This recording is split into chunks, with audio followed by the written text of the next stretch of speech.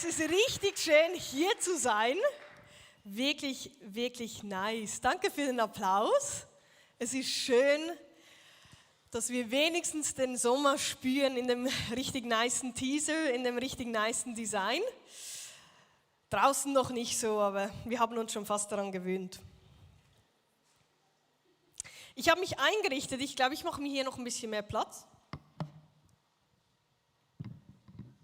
So, sonst werfe ich das noch um. Okay, also, ich bin angekommen, ihr hoffentlich schon länger. Schön.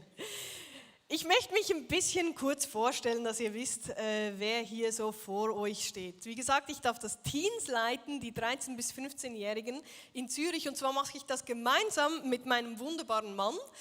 Wir haben jeden Sonntag 120 Teenager. Das ist richtig crazy, die auch Verantwortung, die man uns zutraut. Das ist unser schönes Hochzeitsfoto. Wir sind 5 Jahre verheiratet. Ja, danke. Traurig ist, wir haben den Schnitt schon ein bisschen nach oben gezogen. Das ist gut, wir bleiben dran. Hey, und ich habe ein unglaublich volles Leben. Ich gebe euch einfach so ein paar Eckpunkte.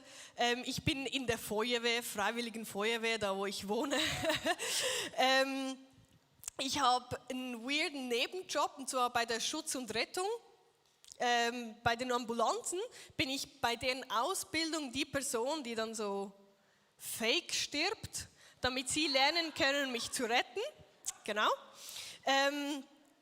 Ich mache Freiwilligenarbeit, die ich leite im Männergefängnis. Auch unterhaltsam.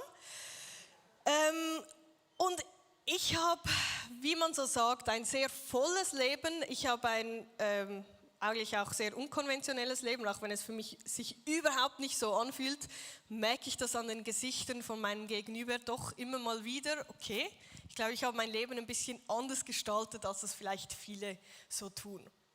Und all das ist gar nicht so wichtig. Das ist genau das Foto, wo ich mich am meisten dafür schäme. Können wir da mal wechseln? Genau, ich darf die Jugend leiten, es muss da unglaublich wild sein. Ich habe euch auch noch Fotos da von unseren Teens dabei, beim Wasser und so. Hey, ich lieb's. Ich liebe, wenn was passiert. Ich liebe die Action, ich liebe Abenteuer. Und ich habe mein Leben aber nicht so gefüllt und so organisiert und so geplant, wie es ist, einfach weil es Spaß macht, obwohl es macht mir auch wahnsinnig viel Spaß, sondern weil ich mich wirklich immer wieder der Frage stelle, wer ist dieser Jesus und wie könnte ich das in meinem Leben, nach meiner Persönlichkeit, so wie ich die Bibel verstehe, aussehen lassen? Wie könnte ich danach leben? Wer ist dieser Jesus? Ich habe 4 Jahre Theologie studiert und die Frage, wer ist Jesus, die habe ich noch nicht ganz abgeschlossen. Wirklich nicht. Ich bin wirklich fasziniert von Jesus. Ich lese die Bibel und ich sehe so unglaublich viele Perspektiven von Jesus, die bringe ich erstmal gar nicht in das Gottesbild, das ich irgendwie so habe oder auch mitbekommen habe auf meinem Weg. Und da tauchen wir ein. Wie schön, wenn die Sonne nicht draußen strahlt, dass wir uns mit dem Licht der Hoffnung beschäftigen dürfen mit Jesus. Wir tauchen ein und zwar im Markus 14, 32 bis 36, für die, die mitlesen möchten. Das ist kurz vor dem Tod von Jesus. Dann ging Jesus mit seinen Jüngern in einen Garten, der am Ölberg liegt und Gethsemane heißt. Dort bat er sie: Setzt euch hier hin und wartet auf mich, bis ich gebetet habe. Petrus, Jakobus und Johannes nahm er mit. Angst und Entsetzen überfielen Jesus und er sagte zu ihnen: Ich zerbreche beinahe unter der Last, die ich zu tragen habe. Bleibt hier und wacht mit mir. Jesus ging ein paar Schritte weiter, warf sich nieder und betete, dass Gott ihm, wenn es möglich wäre, diese schwere Stunde ersparte. Er betete: Abba, Vater, alles ist dir möglich. Lass diesen bitteren Kelch des Leidens an mir vorübergehen, aber nicht wie ich will, sondern was du willst, soll geschehen. eine Stelle, mit der man sich wahrscheinlich ein ganzes Jahr beschäftigen kann. Es ist unglaublich faszinierend. Diese Stelle sagt wahnsinnig viel darüber, wie die Beziehung von Jesus zu Gott war, zu dem Vater, aber auch, wie Jesus als Mensch auf dieser Welt gelebt hat. Und ich möchte dich fragen, was macht das mit deinem Bild von Jesus, das wir hier lesen?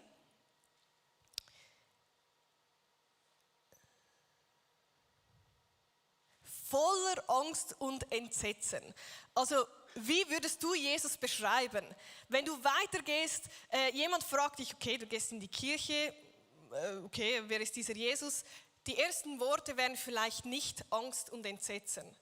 Und noch weniger glaube ich, dass es wäre, ich zerbreche beinahe unter der Last.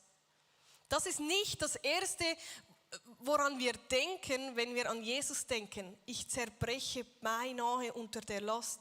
Vielleicht noch eher, wenn wir an die schlimmen Stunden denken, als er am Kreuz hing. Dass er da voller Schmerz war, voller Einsamkeit, voller Schwierigkeit. Das haben wir schon mal gehört, das ist uns vielleicht bekannt. Aber dass bereits zuvor Jesus sagt, ich zerbreche beinahe unter der Last.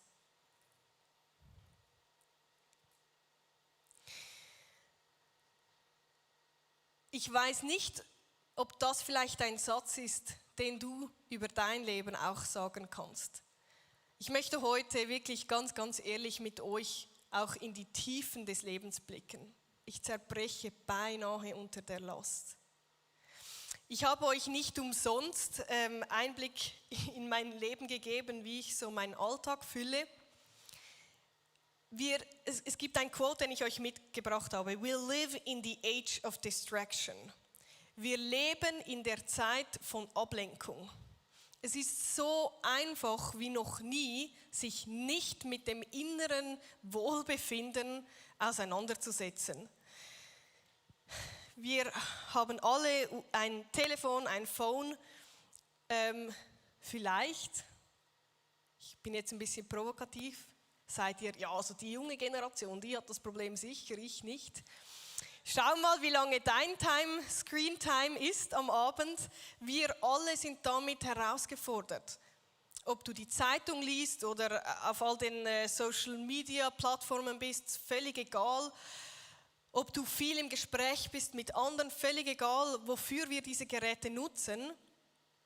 Wir sind abgelenkt und es ist einfacher, abgelenkt durchs Leben zu gehen, als das Innere anzuschauen. Ist zumindest meine Meinung. Jesus formuliert den Satz, ich zerbreche beinahe unter der Last. Jesus bittet um einen leichteren Weg. Was ich da wunderschön finde und was auch ganz viel über Jesus aussagt, er zerbricht beinahe unter der Last, er bittet um einen einfacheren Weg, aber in diesem tiefen Schmerz auf den Knien sagt er, aber dein Wille geschehe.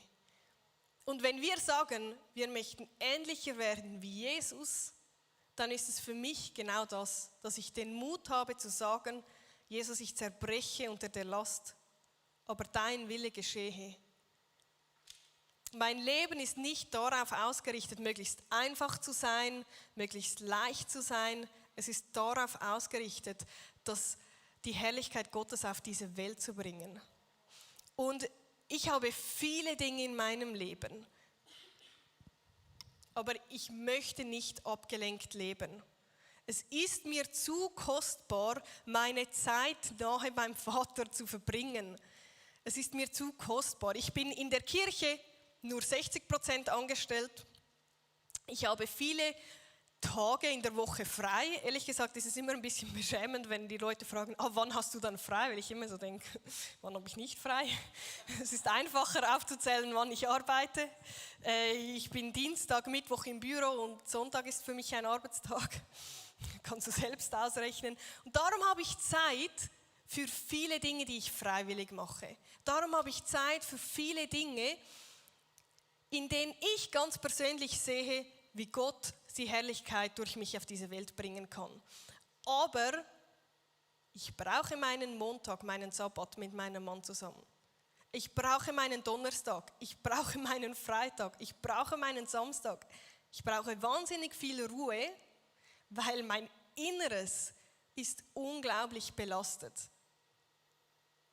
Wenn man mit Teenies arbeitet, ihr seid gerade vom Camp zurückgekommen, ihr habt bestimmt eure eigenen Geschichten, die ihr mitträgt.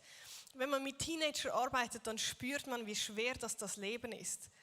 Es ist nicht einfach, heutzutage 15, 16, 17 Jahre alt sein. Es sind so viele Erwartungen. Es sind so viele schwierige, traumatische Geschichten, die junge Menschen mittragen. Gestern war ich im Gefängnis. Diese Geschichten sind wirklich schwer. Das sind Schicksalsschläge, die ich höre. Da muss ich wirklich vor Gott kommen und sagen, ich muss es bei dir wieder loslassen, weil ich kann nichts daran ändern.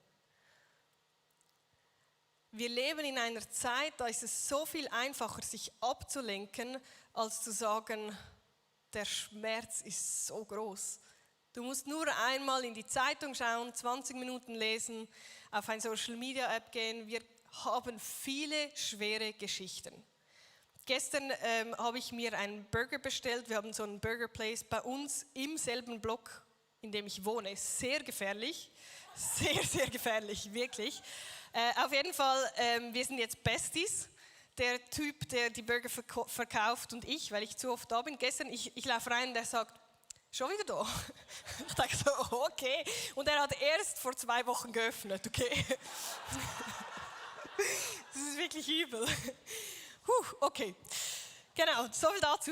Auf jeden Fall, ich merke gerade, ich reite mich immer tiefer rein. Okay, weil ich so oft da bin, sind wir auch jetzt befreundet auf Instagram. Ich folge dem Burgerladen natürlich auch auf Instagram. Der Typ ist einfach der eine Dude, der die Burger brät. Also hat er vermutlich mein Profil kurz angeschaut. Ich laufe rein, er sagt so, ich habe gesehen, du bist bei dem ICF. Ich so, ja, da bin ich, bei dem ICF. Das war so witzig.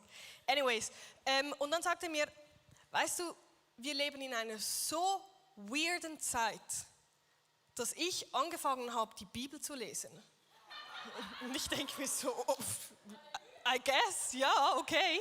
Und dann sagt er so, gestern habe ich den Hobbit fertig gelesen und heute lese ich in den Büchern Mose und irgendwie ist das wahnsinnig ähnlich. Und ich denke so, okay. Ja, was ich euch sagen möchte, wir leben wirklich in einer Zeit mit ernsthaften Problemen. Wir leben in einer komischen Zeit. Und in der Schweiz ist es vielleicht so wenig sichtbar wie in anderen Ländern, aber es ist absolute Realität. Die Schwierigkeit, das Erdrückende ist so krass, dass mein Burgerboy beginnt, die Mosebücher zu lesen. Das ist wirklich viel, viel Schwere. Ich zerbreche beinahe unter der Last. Das ist die Realität von meinem Leben. Ich behaupte, es ist die Realität von deinem Leben. Es ist die Realität von dem Mann, der die Burger brät. Es ist die absolute Realität von den Männern im Gefängnis, die ich gestern getroffen habe. Es ist die Realität von meinen Teenagern. Es ist die Realität von meinen Freunden in der Feuerwehr. Ich zerbreche beinahe unter der Last. Jesus fühlt da mit.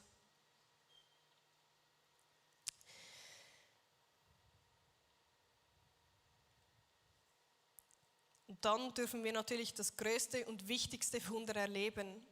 Jesus stirbt, er kommt zurück zum Leben, er begegnet diesen Frauen, die allen erzählen dürfen, dass er wieder lebt. Das ist der Schlüsselmoment. Das ist da, wo alles sich ändert. Und ich habe ganz bewusst keine einfache Predigt ausgewählt, so und jetzt gehen wir ins Happy End, sondern ich überspringe ganz provokativ das größte Wunder der Welt und gehe weiter in Johannes 20, kurz nachdem Jesus wieder auferstanden ist. Er begegnet den Jüngern, einer hat es leider verpasst, schade, ja. Thomas, der war nicht dabei, die Jungs erzählen es ihm und er so, glaube ich nicht. Und er sagt, ich glaube es erst, wenn ich die Hände von Jesus angefasst habe, wenn ich die Wunde an seinem Körper sehe, von dem schlimmsten Tag von seinem Leben, von den Stunden, an denen er sich vermutlich wünschte, endlich sterben zu dürfen, dass der Tod seine körperlichen und vermutlich auch psychischen Leiden erlöst. Thomas sagt, wenn ich diese Wunden sehe, glaube ich, dass er auferstanden ist. Dann tauchen wir ein, im Moment in meine absolute Lieblingsstelle, Johannes 20, 25 bis 29. Sie sagen, wir haben den Herrn gesehen, doch Thomas zweifelte, das glaube ich nicht. Ich glaube es erst, wenn ich seine durchbohrten Hände gesehen habe. Mit meinen Fingern will ich sie fühlen und meine Hand will ich in die Wunde an seiner Seite legen. 8 Tage später hatten sich die Jünger wieder versammelt. Diesmal war Thomas dabei. Good news. Und obwohl sie die Türen wieder abgeschlossen hatten, stand Jesus auf einmal in ihrer Mitte und grüßte sie. Nur schon dass da Thomas noch nicht geglaubt hat. Naja. Friede sei mit euch. Dann wandte er sich zu Thomas. Leg deine Finger auf die durchbohrten Hände und sieh sie dir an. Gib mir deine Hand und leg sie in die Wunde an meiner Seite. Zweifle nicht länger, sondern glaube. Thomas antwortete, mein Herr und mein Gott. Da sagte Jesus, du glaubst, weil du mich gesehen hast. Wie glücklich können sich erst die schätzen, die mich nicht sehen und trotzdem glauben. Jesus hat das größte Wunder hinter sich. Er hat den Tod besiegt, er hat das Dunkle besiegt. Er weiß, dass die Geschichte sich radikal verändert hat. Und wie begegnet er Thomas? Noch immer als der Geschlagene. Wieso trägt Jesus seine körperlichen Wunden noch, nachdem er auferstanden ist? Er hat alles wiederhergestellt. Er hat den Tod besiegt.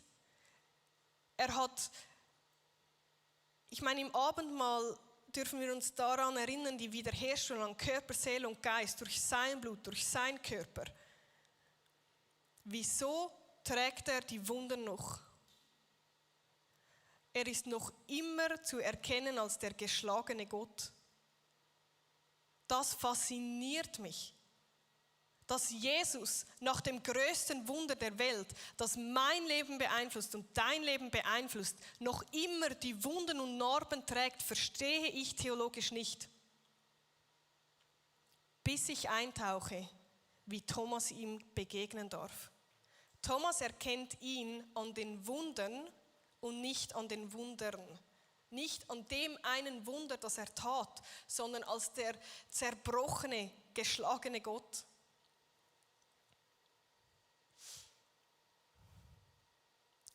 Wenn also Jesus nach seinem größten Sieg Thomas so begegnet, durch den größten Zerbruch, Einsamkeit, Schmerz, den er je erlebt hat, wie viel mehr dürfen wir mit unserer Einsamkeit, mit unserem Zerbruch, mit unserem Schmerz in die Gegenwart Gottes kommen? Wenn wir sagen, wir möchten ähnlicher wie Jesus werden, dann dürfen wir solche Stellen nicht ignorieren. Jesus sagt, ich zerbreche beinahe unter der Last. Er erlebt das größte Wunder. Er offenbart sich als der eine Gott. Und kurz darauf ist er trotzdem noch zu erkennen an dem Leiden, das er erleiden musste. Wie viel mehr ist dann Gott meinem Leiden nicht fremd?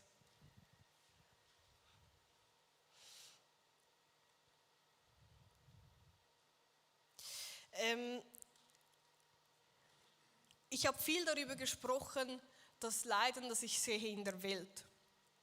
Das Leiden, das ich sehe in meinem Umfeld, bei meinen Teens, in meiner Familie.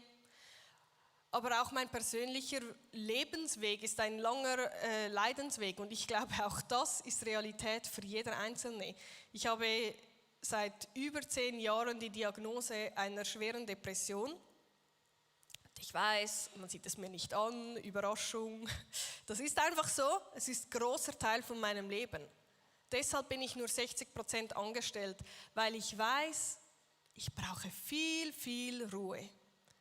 Und es ist ein absolutes Wunder, dass Gott mich noch nicht so geheilt hat, wie ich es mir wünschte, dass es noch nicht ganz vorbei ist. Und trotzdem darf ich eine Jugendarbeit leiten mit 120 Teenagern. Trotzdem darf ich als Pastorin auf unterschiedlichen Bühnen stehen.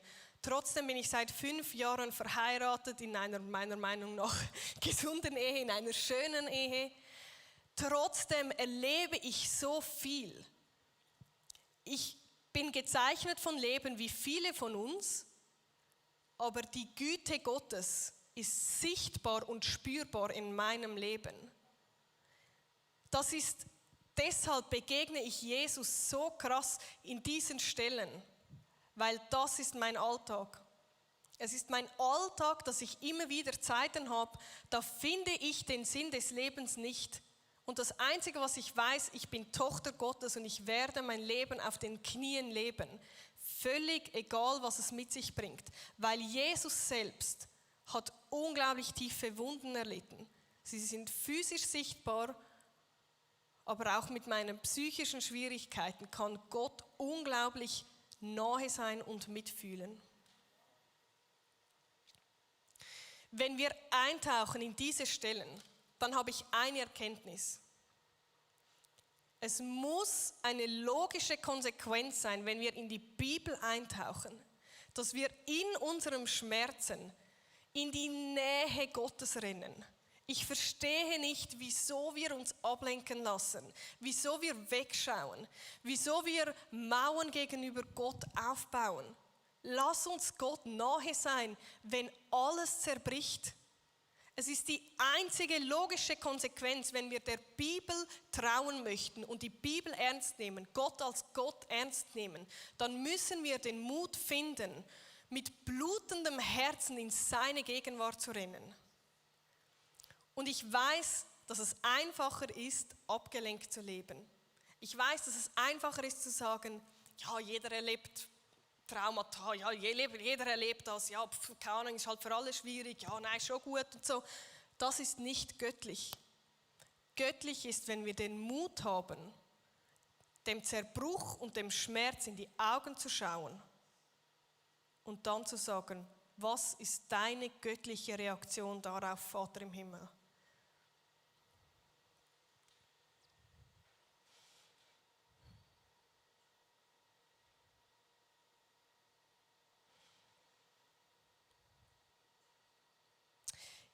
Der Titel meiner Message ist Tiefpunkt trotz christlichem Glauben.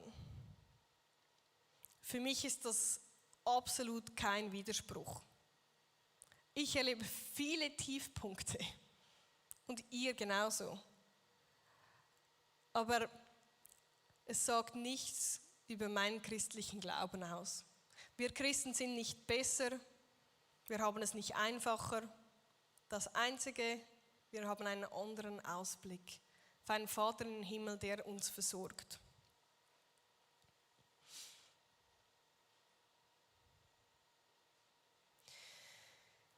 Du kannst mir gerne mal meine Tasche hochgeben. Ich habe noch ganz viele praktische Dinge, danke, die ich mit euch anschauen möchte. Weil wenn wir diese 2 Dinge verstehen, einerseits, ich nehme mir Zeit zu erkennen, dass ich beinahe unter meiner Last erdrückt werde oder zerbreche. Und zweitens, ich gebe Gott die Erlaubnis, meinem Zerbruch nahe zu sein. Dann könnt ihr vielleicht diese Dinge bejahen. Ja, grundsätzlich würde ich gerne den Mut haben zu sagen, ich zerbreche unter der Last. Auch beim zweiten, ja, eigentlich möchte ich, dass Gott nahe ist meinem Zerbruch. Dann stellt sich ja die Frage, okay, und wie machen wir das jetzt? Klingt alles schön und gut?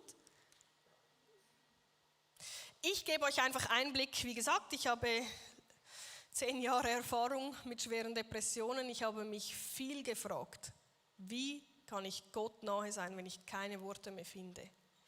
Vor 10 Jahren war auch das Thema der Depression noch so viel kleiner.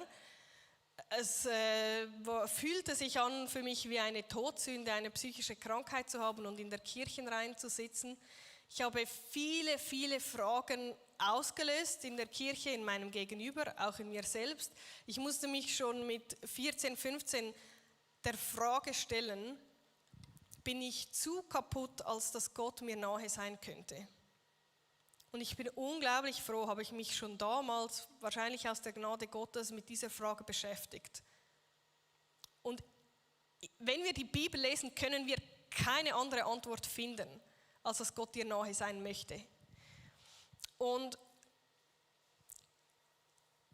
eine wunderbare Gebetsform, die mir sehr, sehr wichtig ist. Ich habe ehrlich gesagt nicht abgeklärt, ob ich das tatsächlich anzünden darf. Ich mache es jetzt einfach. Ist auch meine Art. Ich habe hier eine Kerze dabei, die habe ich von einer Freundin geschenkt bekommen. Es steht ganz kitschig drauf: Glück ist, dich als Freundin zu haben. Oh. Ich nehme eine Kerze und ich zünde sie an.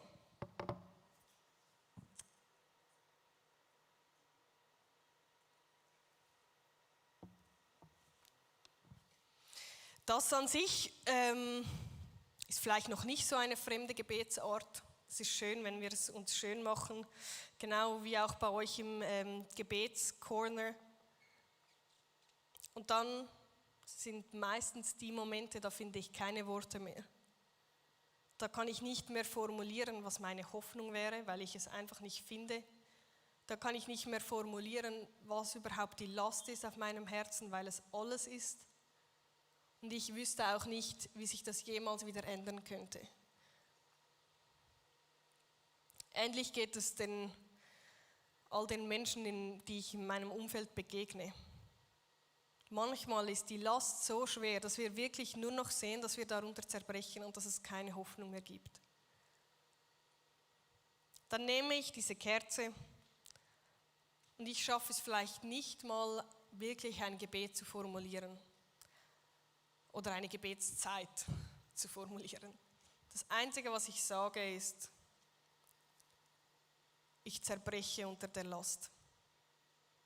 Ich brauche dich.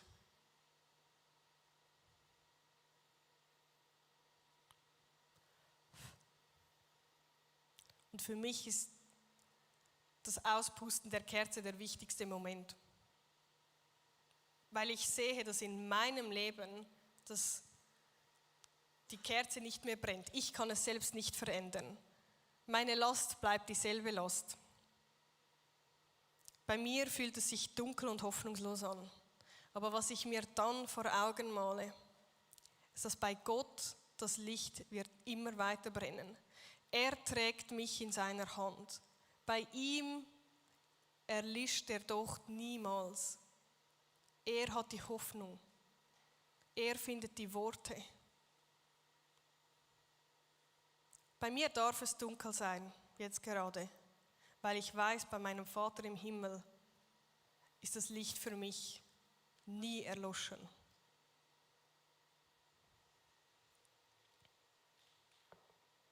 Das sind Gebetsmomente, da findet man keine Worte mehr. Aber die Hoffnung im Herzen kann man sichtbar machen. Eine weitere Gebetsform, die ich heute dabei habe, ist auch etwas edgy, passt auch zu mir. Ich habe den Rosenkranz dabei. Ich bete ihn nicht gleich wie in der katholischen Kirche, einfach weil ich das wahrscheinlich nicht gut genug kenne. Aber ich lasse mich inspirieren von der Heiligkeit, die die katholische Kirche in unserem Gott sieht. Manchmal geht mir das ein bisschen verloren, da lasse ich mich gerne inspirieren. Und das Schöne am Rosenkranz: Du beginnst bei Jesus und wenn du einmal rundherum gebetet hast, dann endest du wieder bei Jesus. Und mein Gebet: Bei jeder Kugel gehe ich durch, ich schließe meine Augen, bei jeder Kugel bete ich: Jesus Christus, sei mein Hirte. Jesus Christus, sei mein Hirte. Jesus Christus, sei mein Hirte. Und das Schöne ist, ich nehme mir Zeit. Ich nehme mir Zeit, meine Augen sind geschlossen, einfach so lange, bis ich wieder bei Jesus ankomme. Und Jesus Christus, sei mein Hirte, hat für mich ganz viel wichtigen Inhalt. Jesus darf mir vorangehen, er ist mein Hirt. Er darf mich mit seinem Stab führen.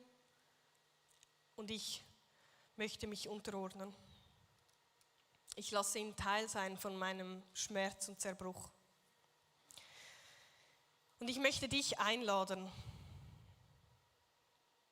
dass wir heute genau dort ankommen, dass wir Gott nochmals mitteilen können, ich zerbreche beinahe unter der Last. Und dass wir aber auch direkt die Nähe Gottes zulassen können. Und das ist für mich immer der heiligste und ehrlich gesagt auch der herausforderndste Moment, wenn ich merke, dass Gott mein Leiden ernst nimmt. Dass Gott mein Schmerz nicht klein oder schön redet.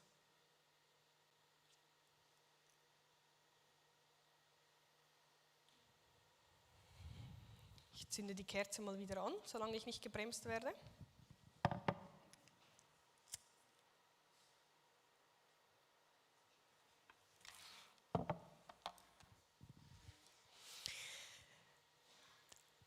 Das Piano darf gerne unterstützen und wir gehen gemeinsam in eine Gebetszeit. Du kannst gerne den Vers vom Markus nochmal einblenden. Ich setze mich hier mal zu euch. Und ich möchte euch bitten, schließt eure Augen und lasst euch einfach mal ein auf diese Gegenwart Gottes.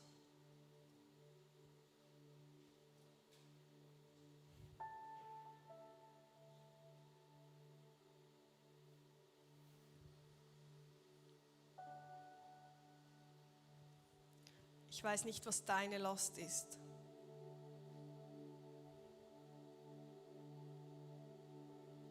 Aber du weißt es. Deine Gedanken kreisen jetzt genau um diese hoffnungslose Situationen, die du mittragen musst. Einen Verlust, den du erlebt hast. Hoffnungslose Situationen. Finanzielle Schwierigkeiten, Arbeitslosigkeit, ich weiß es nicht. Aber wenn du jetzt daran denkst, dann möchte ich dich bitten, dass du mit mir vor diesem Gott den Satz aussprichst. Der letzte Satz, den wir hier lesen, in Anführungszeichen. Ich zerbreche beinahe unter der Last. Und lass uns das wirklich laut aussprechen, einfach weil ich glaube, es hat Kraft, wenn wir uns dem mutig stellen.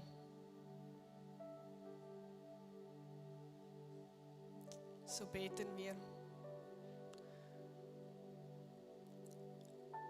Vater, ich zerbreche beinahe unter der Last.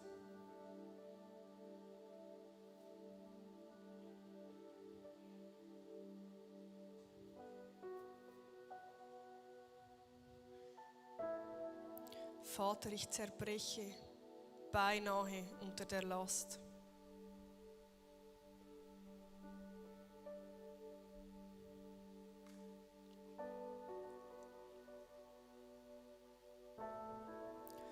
Und dein Gott im Himmel nimmt dich ernst. Er kennt den Schmerz. Er kennt deine Perspektive.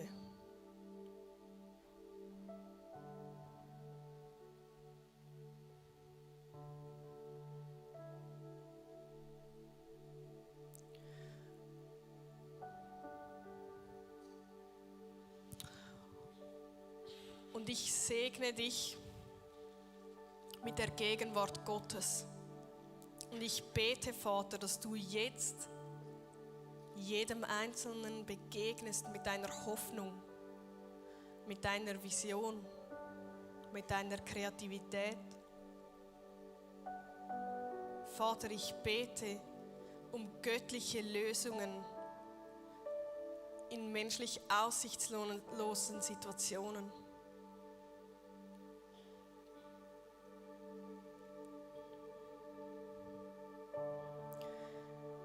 Ich spreche dir zu, dass der Vater im Himmel dein Herz hält, dass er das Licht sieht in deiner Zukunft, dass die Hoffnung Gottes niemals erlischt für dein Leben, für deine Situation.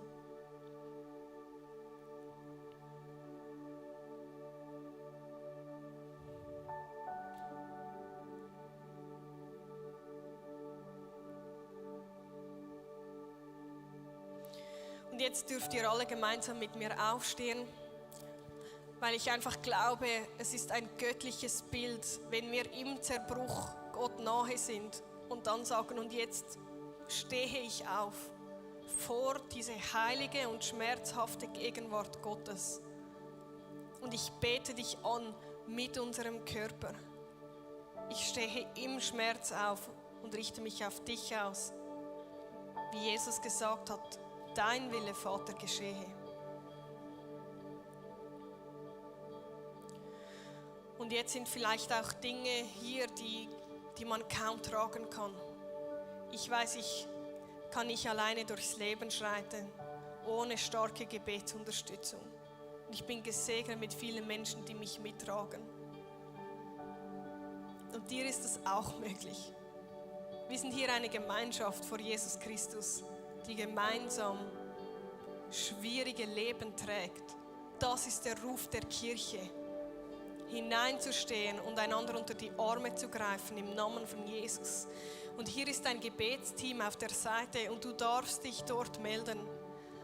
Das sind Menschen, die einfach für dich beten, die für dich einstehen, und Gebet hat Kraft. Ich durfte es schon so oft in meinem Leben erleben. Und die Band übernimmt gleich wieder in diese heilige Anbetungszeit. Mach dein Herz weit auf für die Begegnung Gottes.